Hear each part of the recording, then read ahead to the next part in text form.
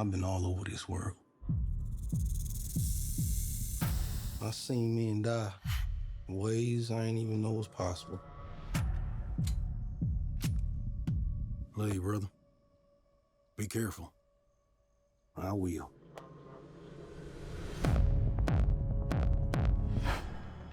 With all the things that I've seen,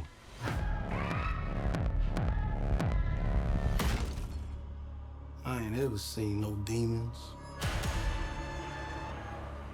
no ghosts, no magic. Till now. Now get back inside.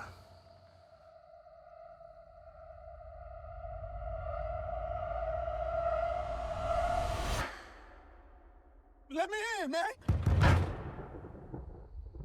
There's some weird shit going on out here. You keep dancing with the devil. Let me in. You gotta let me in. Come on, let me in. Come on, let me in. Come on, you gotta let me in. Come on. One day he's gonna follow you home.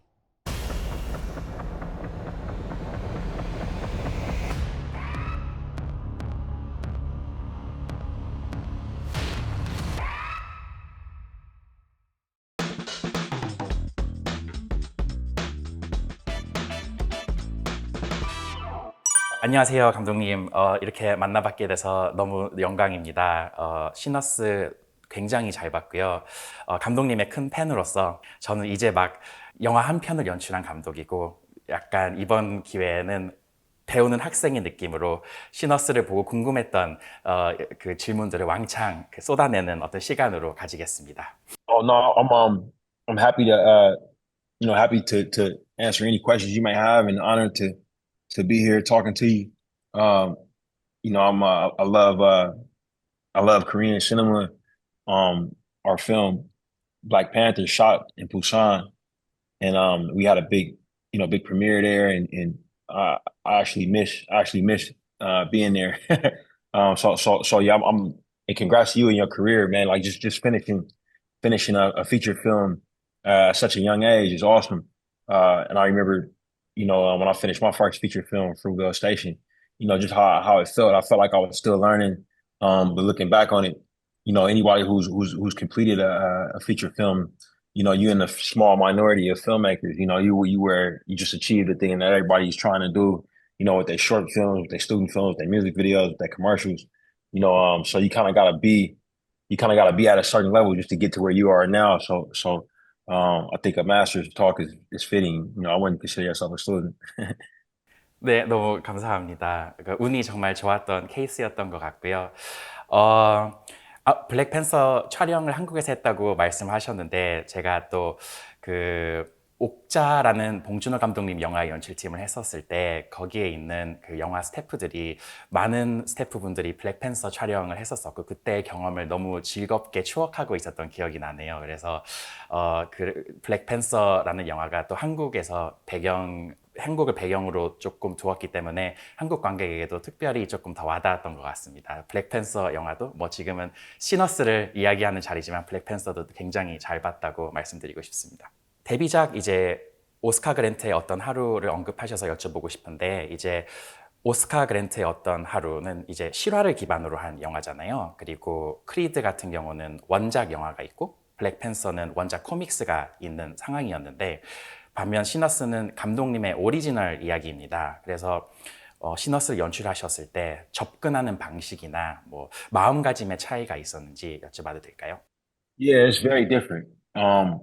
But what I tried to do was, take the lessons that I learned from those other movies, the lessons that I learned from writing those movies and creating them.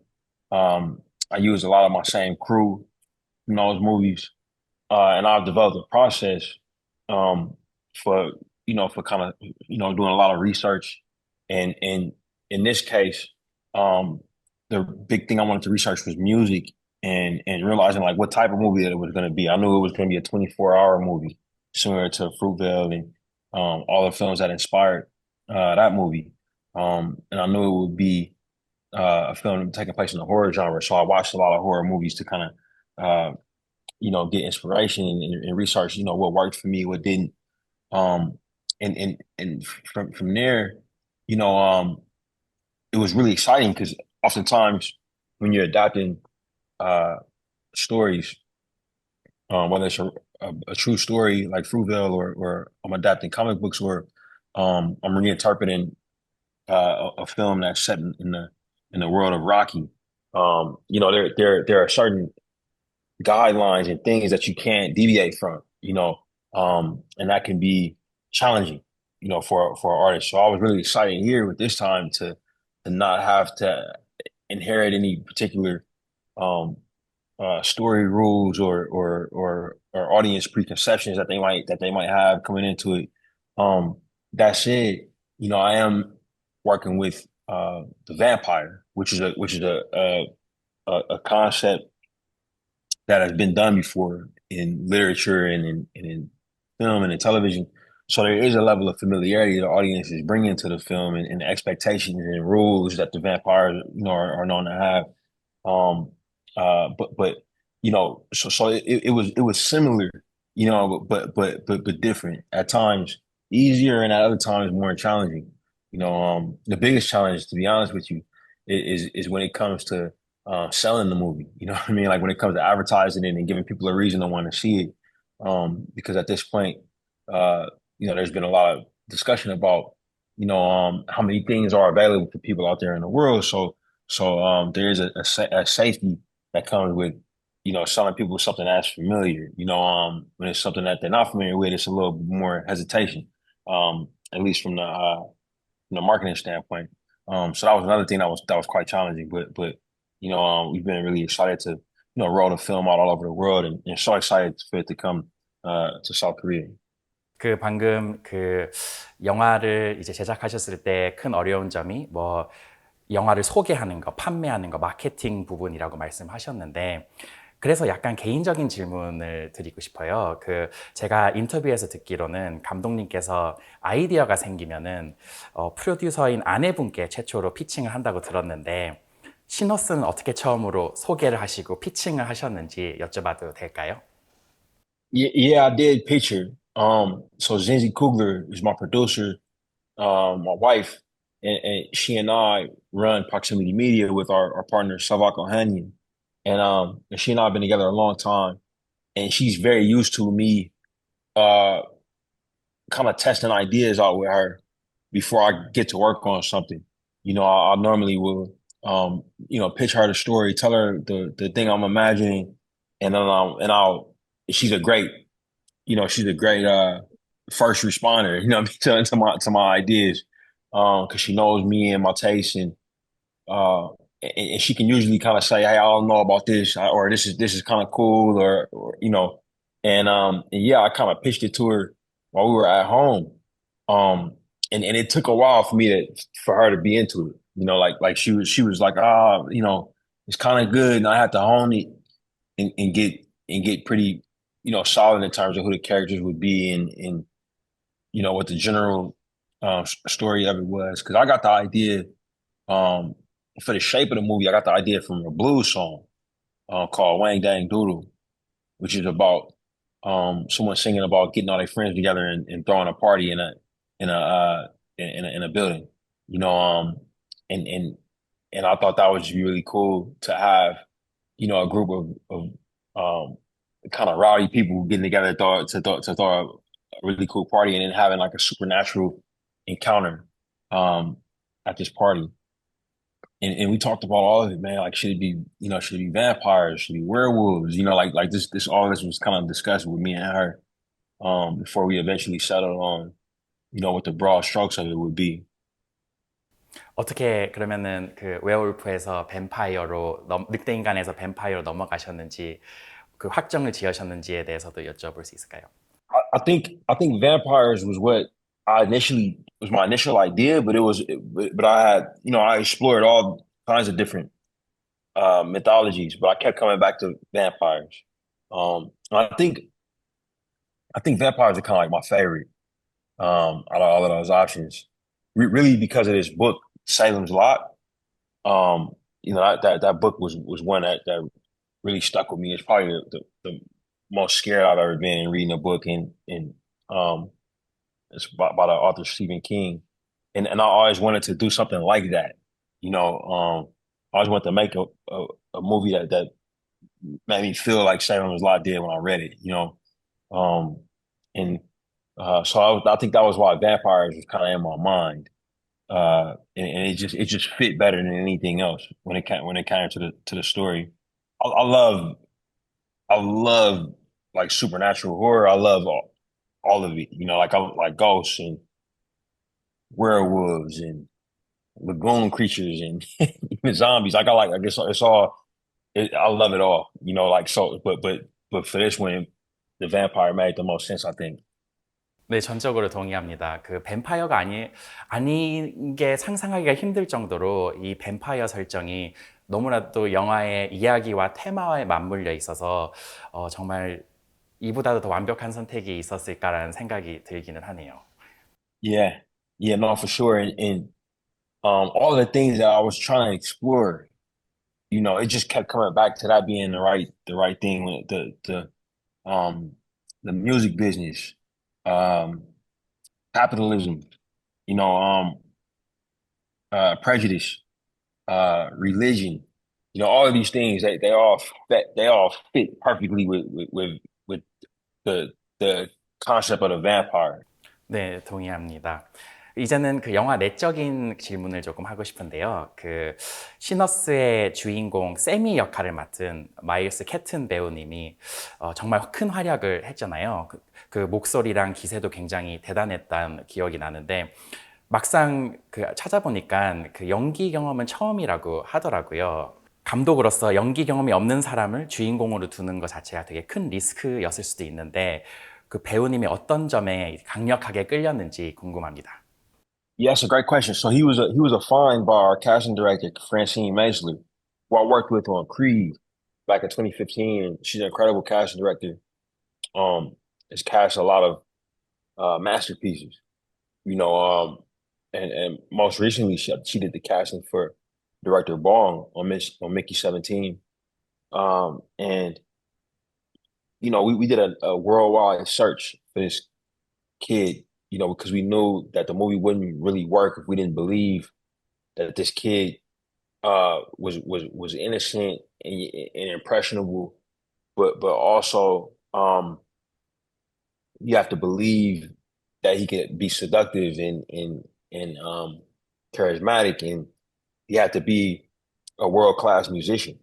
You know, so you have to believe that he was so good at music that his father would be worried about him doing it, and his cousins would want him to be with them when they open his club, and eventually this vampire would be attracted to him because of his gifts.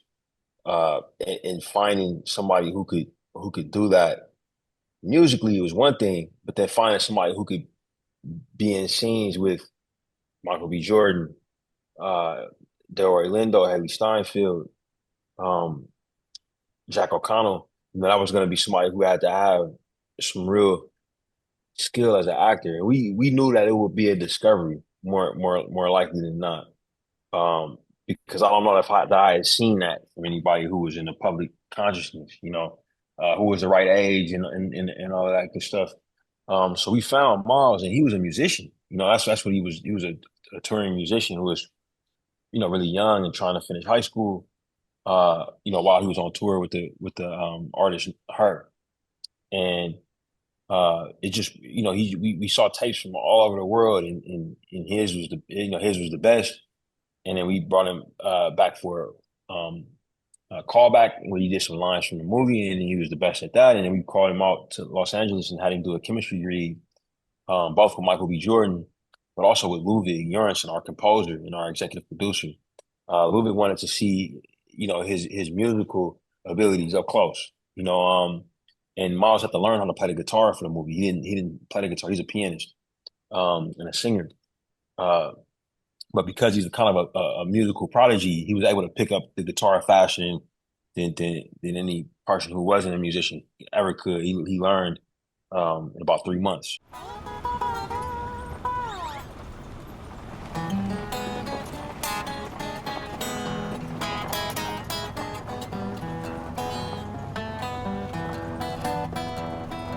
Traveling, I don't know where the world I'm in. Traveling, I don't know where the world I'm in. Woo! Boy! But he was great, man. And we put him with our dialect coach, who's also a acting professor at Yale University. And she worked with him, just on the acting, basics and preparation to give him to give him some tools that he could use. But he was fantastic, man. Like he was just a beautiful actor. And so yeah, it's almost like supernatural what he was able to do for his first real movie, because he's essentially the protagonist.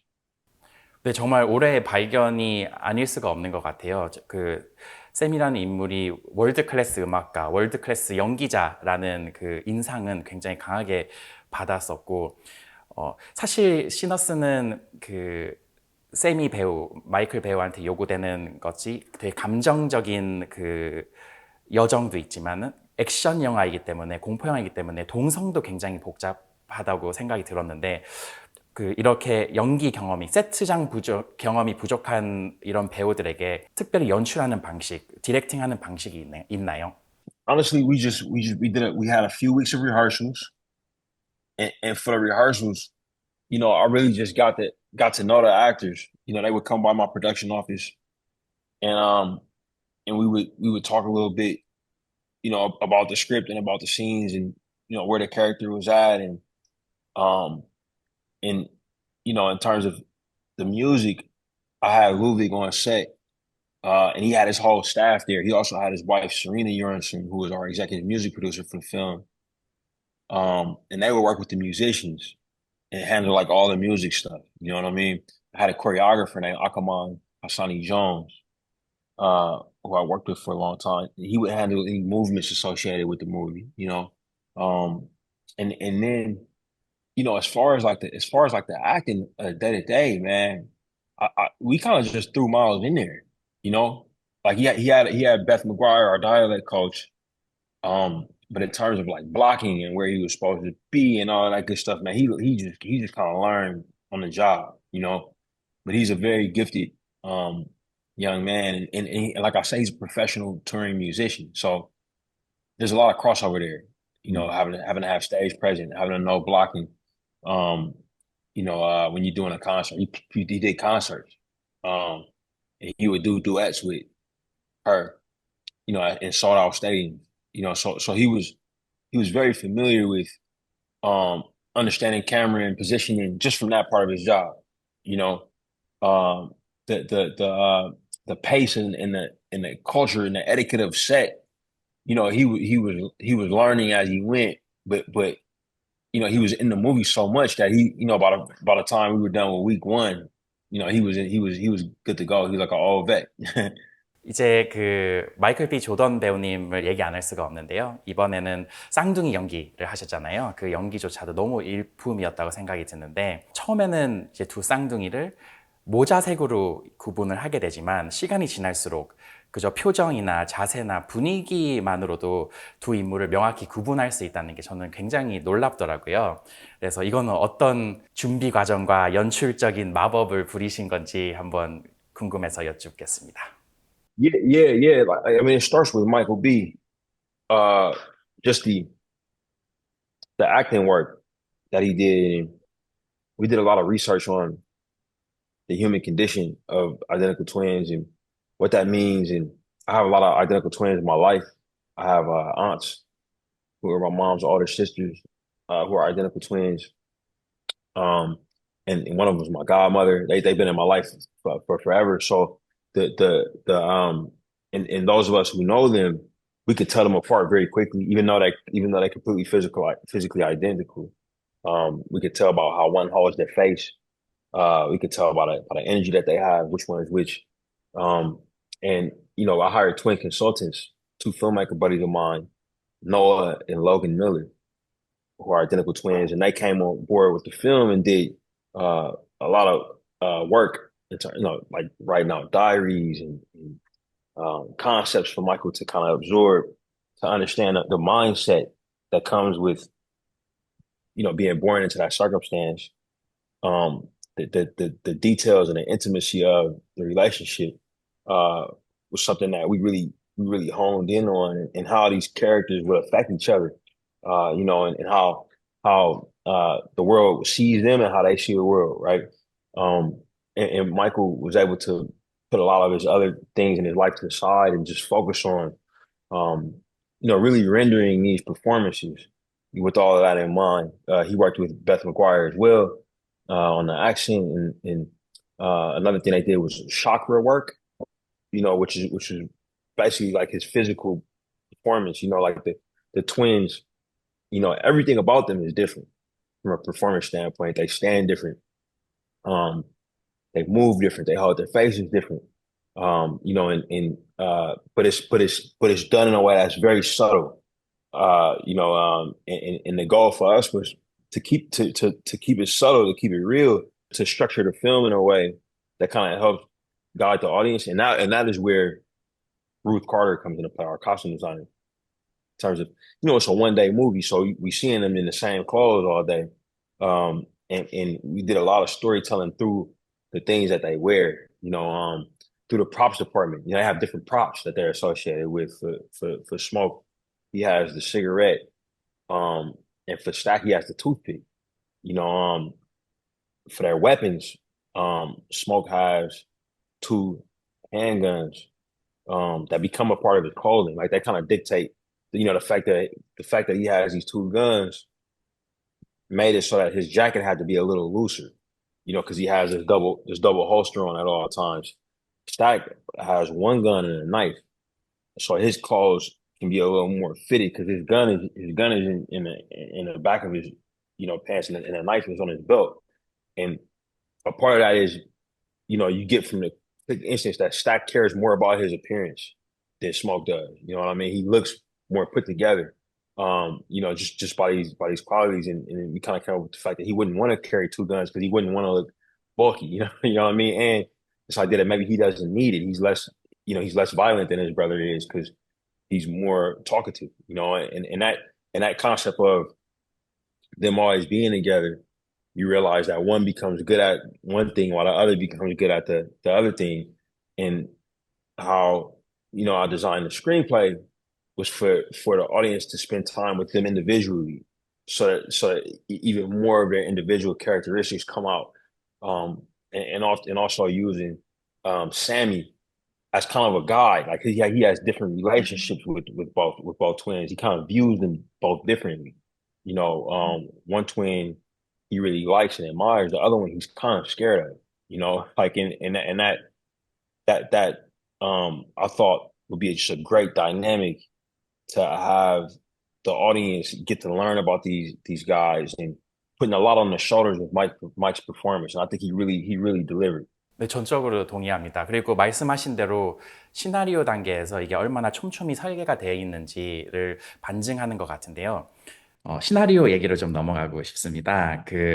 제가 인터뷰에서 듣기로 2달 만에 시너스 시나리오를 완성했다고 들었는데, 정말 너무 기적적인 것 같기도 하면서 굉장히 부럽습니다, 감독님.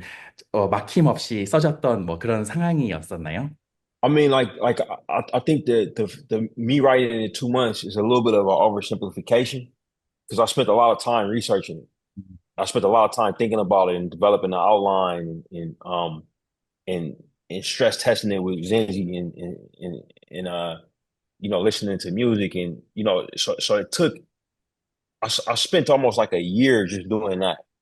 You know what I mean? Just getting myself in the right mindset to make the movie.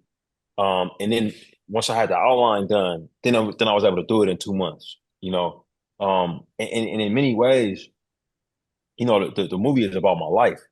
So I've been kind of like, I pulled from so many like lived experiences, and so much things about my family that I loved, and and I leaned on a lot of relationships that I've developed over a decade plus. Zenzi's producing, and I've known her 20 years. Mike B is acting, and I've been working with him for well over a decade. Ludwig Göransson is doing the music. I've been working with him for for 15 years, like, and so it, it seems like it's fast, like, but when you really look at what it took my whole life, to be able to deliver this. 완벽하게 이해가 됩니다. 그리고 제가 요즘 시나리오를 쓰는 단계여서 그런지 안도감도 굉장히 많이 들기도 하네요. 감사합니다. Yeah, no, totally. Like in we're taught to think about things in a way that's like, it's funny because as a filmmaker in America, you hear oftentimes about Clint Eastwood and him shooting very short days. Let's say, man, he shoots, only a few takes, and he shoots in, like, 5, 6 hour days, and you realize, man, he's been doing it for so long, he just knows what he wants, you know what I'm saying? So it takes him, it takes him shorter because he's been making movies a long time. You know what I'm saying? It's like, you get more precise with age sometimes, and it comes off like at a distance, like, oh man, this dude is really fast. But it's like, well, it took him 50 years to get that fast. So is it really fast? Like, you know. 제가 예전에 블랙팬서 인터뷰를 한번 봤었는데 감독님께서 이런 말씀을 하셨어요. 그 배우 연기에 너무 몰입한 나머지 그리고 너무 감동한 나머지 컷을 외치는 것을 이제 까먹은 순간이 있었다. 그것을 금덩어리를 발견하는 순간이라고 말씀하셨는데 시너스에도 혹시 그런 금덩어리를 발견하는 순간이 있었는지 궁금합니다. In this one, the closest thing to that I would say would be Delroy Lindo's moment.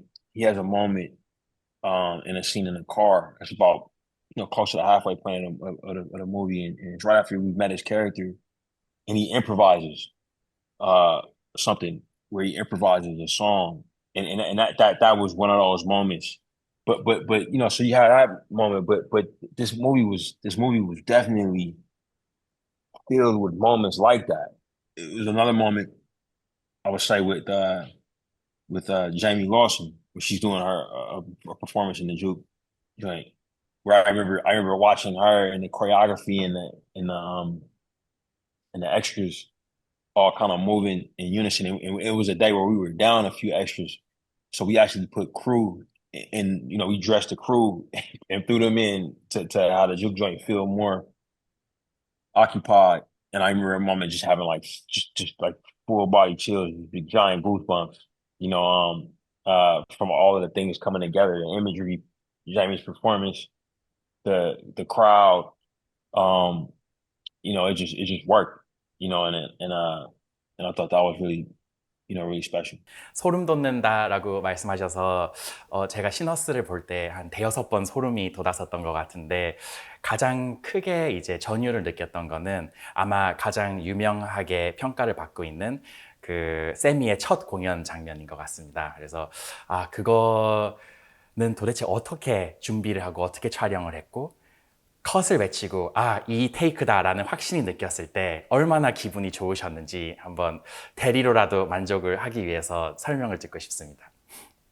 Well, it's interesting because we had to break that scene up due to the film capacity of the IMAX cameras. They can only shoot for about 2 minutes at a time, and we had to merge several takes together. And to be honest with you, we had a lot of really great takes. We had to make some decisions, man, between great and great. Like there would just be like slight differences. Each time when we were working. I worked with the picture editor on this movie, Michael Shaver, who has cut on all my movies since I was in film school. And he's been very consistent collaborator, and I think this is his best work so far. And he, he and I would sit and talk about like which ones and why. But in that case, we had a lot that worked, man. Like it wasn't like, oh, this is the one for any of them. We would. It was a very technical sequence. a lot of variables, like a lot of things can go wrong, a lot of extras, but yeah, we were fortunate enough that we had options. 너무너무 소름이 돋는 장면이고 영화를 보고 영상을 보신 관객분들, 시청자분들은 무슨 장면인지 바로 단번에 아실 수 있을 것 같습니다. IMAX 카메라로 촬영을 하셨다고 하셨잖아요. 그래서 궁금한 부분이 있는데 크리스토퍼 놀란 감독님한테 IMAX 촬영에 대한 조언을 받으셨다고 들었어요. 그래서 가장 인상 깊거나 유용했던 조언 2가지만 얘기해 주실 수 있을까요? I could give you a couple. I could give you a couple things. The big thing about the cameras is that they're very loud. And so if you're shooting a dialogue scene, it's a high likelihood that you're gonna have to ADR that dialogue. You know, and one technique that he told me about was just getting the wild lines right after. We shoot those scenes. Having the actors do the same thing over again without the camera sounds, and the ability to get clean dialogue and be able to use that. And the other advice that he told me, and Zenzi and I talked to both him and Emma, was just to use the camera like it was a Super 8 camera. Treat the camera like any other camera, and if there were any techniques that I like to do in my other films when I worked with a smaller camera, do those same techniques. And he was kind of saying to make it my own, which was great advice. 너무 감사합니다. 저도 만에 하나 미래에 IMAX 카메라로 영화를 찍게 되면은 이 조언들을 가슴에 깊이 새기겠습니다. 감독님 너무 유감스럽게도 시간이 다 된 것 같아요. 아직 제 질문 절반도 여쭤보지 못했는데 마지막 질문을 드려야 될 것 같습니다. 혹시 시너스를 기다리는 한국 관객들에게 한마디 하실 말씀이 있으시면 혹시 해주실 수 있을까요? Oh, well, the first thing I want to say to them is thank you for being so supportive of my films. Thank you for coming out for the Black Panther films, and really appreciate that, and hope that they enjoy this one. The film is about a lot of things, but the biggest thing is it's about community, and the things that we do to make sure that community survives, even in the harshest circumstances. It's about love and culture and the love of music, and I know all of these things, these things matter globally, but I think especially in South Korea, I felt very much at home when I was there years back, both in Seoul and in Busan. I miss you. I wish I could come back for this trip, but hope to get there soon, and just gratitude. 감사합니다, 감독님. 시간 내주셔서 너무 감사합니다. Oh, thank you guys. Thank you, Director. You look forward to seeing your work, man. Best of luck with everything in the future. Thank you so much. 감사합니다.